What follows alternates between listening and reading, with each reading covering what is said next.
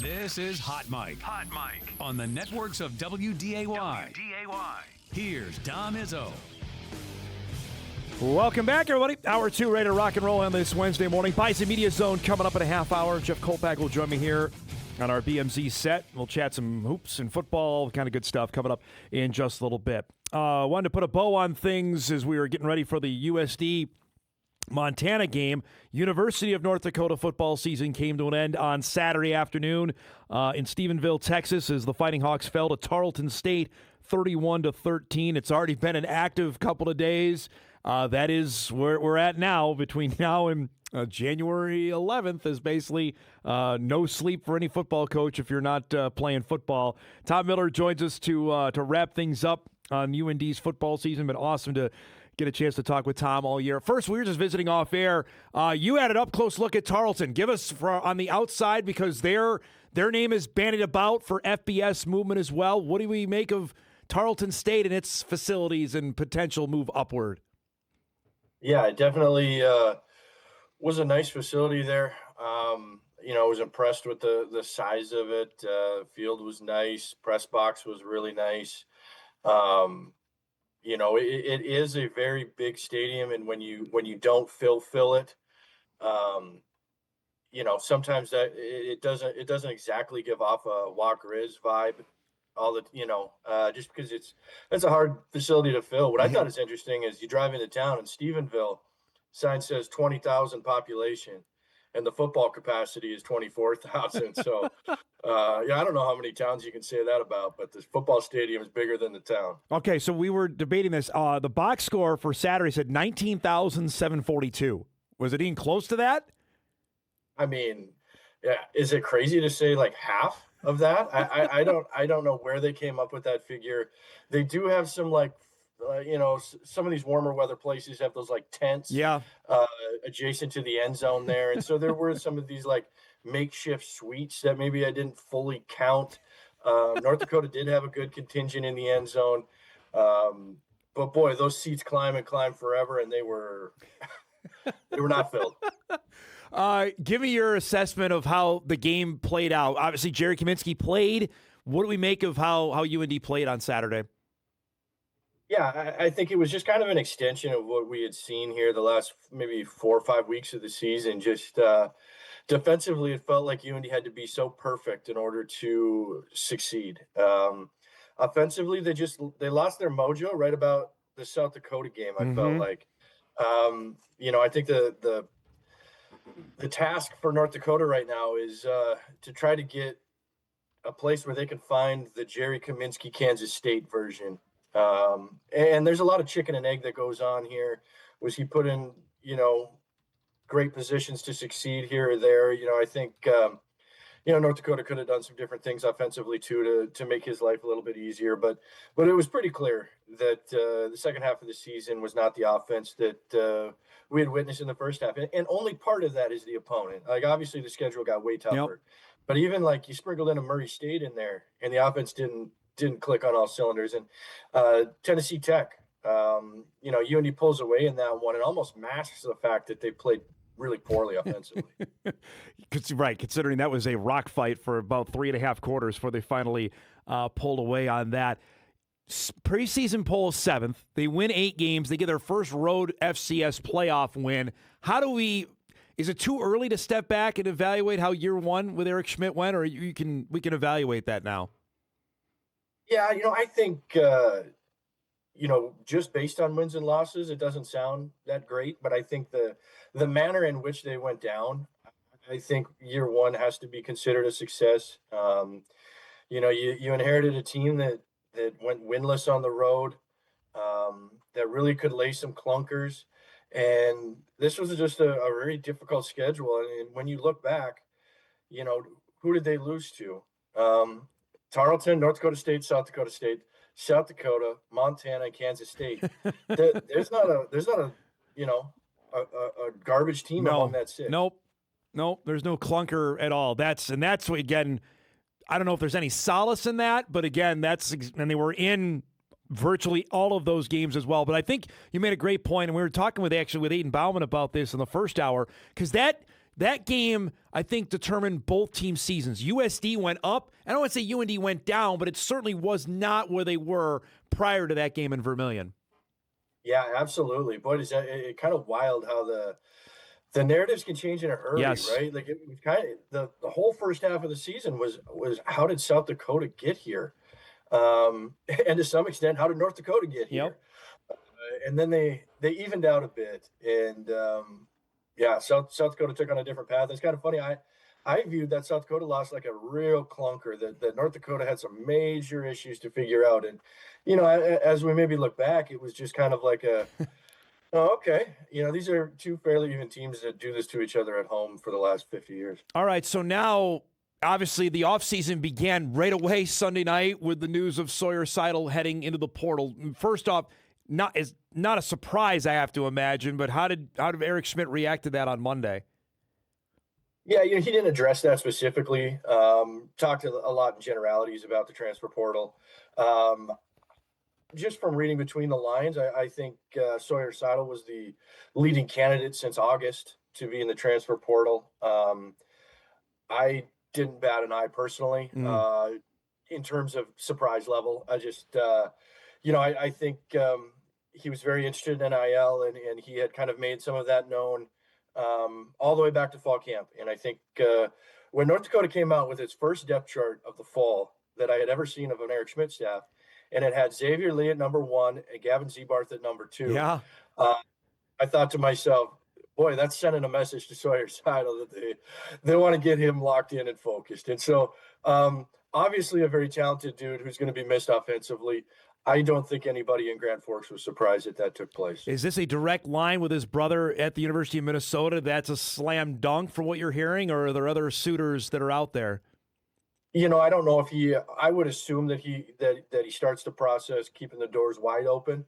But for months, I've kind of thought that, his favorite landing spot, I have to imagine, would be Minnesota. Any others that you would expect or anticipate that could potentially enter here over the next couple weeks?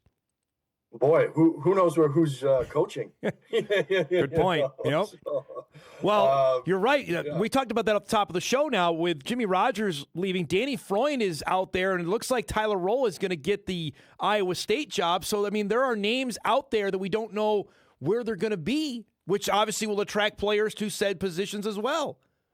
Yeah, I mean, the two big names that the Grand Forks Herald would be following would be Danny Freund and Jake Landry. Yes. I've been searching their name on Twitter as often as I can to make sure I'm not missing anything. But outside of that, yeah, you're always looking for a connection like that. Kansas State always kind of got in the mix in the Midwest. Yes. Iowa State has. So those are kind of the teams that I would think would be in here. Lance Rucker's season was amazing. He has another year, too. That's a guy that I know. I think Schmidt even said in a postgame, we got to find a way to pay the guy. I think he was flat out saying that. But that's a guy you look at. I don't know how you stave off. NDSU's in the same boat that Jackrabbits are. When you get to FCS All-American status, those are the guys that the big schools are looking at. Yeah, and I don't know how the injury plays into it now. That game really took a fast turn when UND couldn't get at the quarterback the way they could with Lance Rucker on Saturday, because he had one strip sack and the other they called an incomplete pass, and I think they could have taken an extra look at it. He might have had 2 strip sacks in the first half before he got injured. So incredible run in the postseason. And yeah, after the Tennessee Tech game, Eric Schmidt gets to the microphone and says, pick up your phone, call, donate. Keep a guy like this in Grand Forks. I mean, everybody knows it.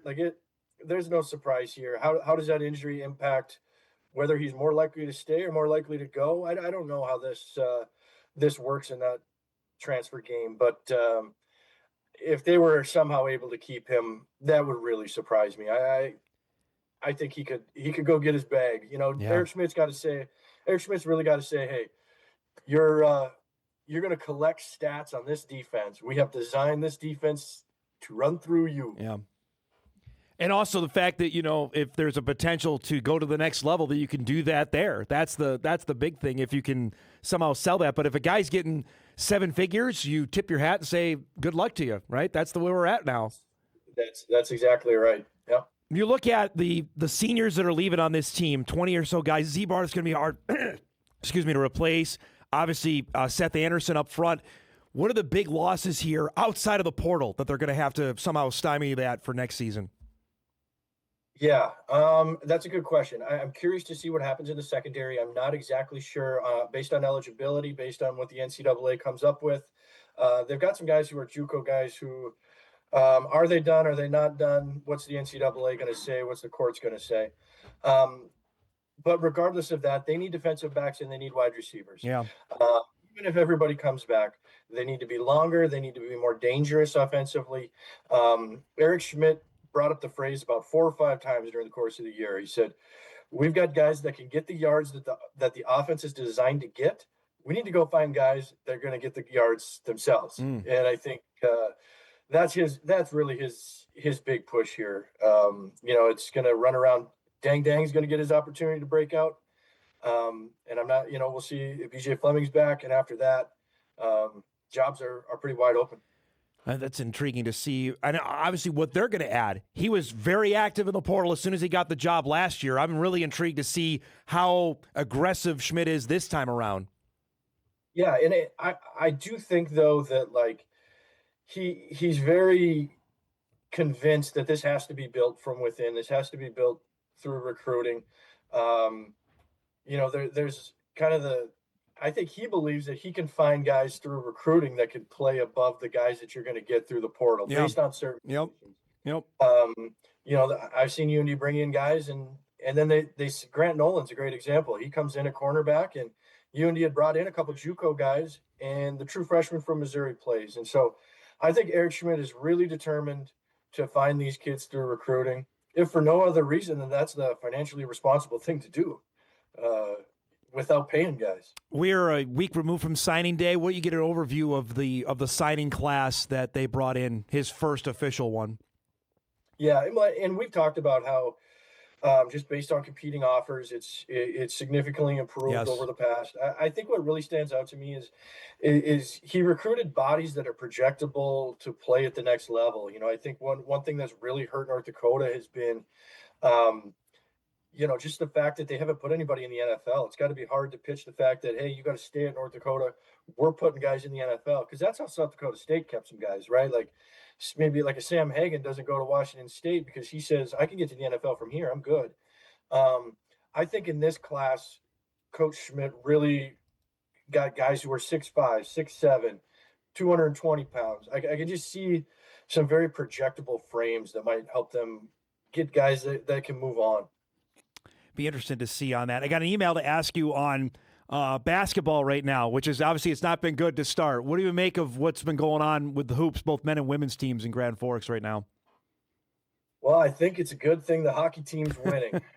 and football was playing too, right? Yeah. How's that for an answer? Yeah. Yep. Women's basketball, maybe I underestimated the fact that that program lost 9 girls, probably 6 or 7 that were going to be contributors. Real good contributors. I like some of the things that the women's basketball coach Hutter had done in the off season. But boy, they look disjointed right now. It's a tough watch. Yeah. And honestly, when I watch, all I think is, boy, that's going to take time if it's going to work. And on the men's side of things, it's a little different. Like they're losing games, mind you, but there's little glimmers that this team might at least be interesting. And they've played all over. I mean, they went from Hawaii. I mean, they've barely been home. Now they've actually got a chance to string some home games together, which is, I know that's part of mid-major basketball, but that it's been tough. But you see the scores come in, and they're not competitive right now. That's the hard sell. We're now turning the page to 2026, and conference plays around the corner. The games haven't been close so far. Yeah, no, women's basketball has a heck of a long way to go. Yeah. Got to hope that the girl from Kindred putting up some shots in the gym right now. Hopefully to get something going there. Awesome stuff all year, bud. We really appreciate you contributing on football. It was great. Have a great holiday if I don't talk to you beforehand, and thanks again for doing this morning.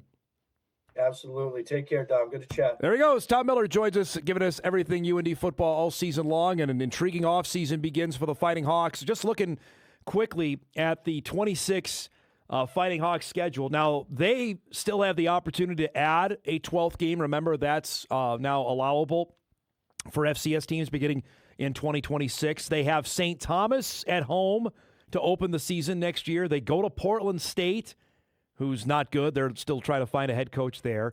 Their FBS game next year is Nebraska, which is for the second time in, 4 or 5 years, they get a chance to play in Lincoln, which everybody up here is immediately jealous. I don't care what Bison fans say. They have Northern Iowa at home. They go to Terre Haute. They host South Dakota. They go to Brookings, go to Carbondale back-to-back. That's tough at the end of October. Home for Murray at Youngstown. Of course, the season finale is against North Dakota State up in Grand Forks because of the scheduling quirk. The Bison were trying to get the Jacks and UND separated. That'll officially start next year. SDSU is a home game for NDSU, but they go to Grand Forks for a second year in a row, and that'll be the finale. So that's what they have on tap, and some question marks on that roster to address going into next year. Good stuff there. All right, we'll take our final break. We come back. We'll wrap things up here. We got our Bison Media Zone show coming up at 10:35 to get us ready for everything going on. Big week of Bison hoops as each team on the road. That's coming up. We'll get some emails in, and we'll wrap things up here on a Wednesday morning. We're back after this.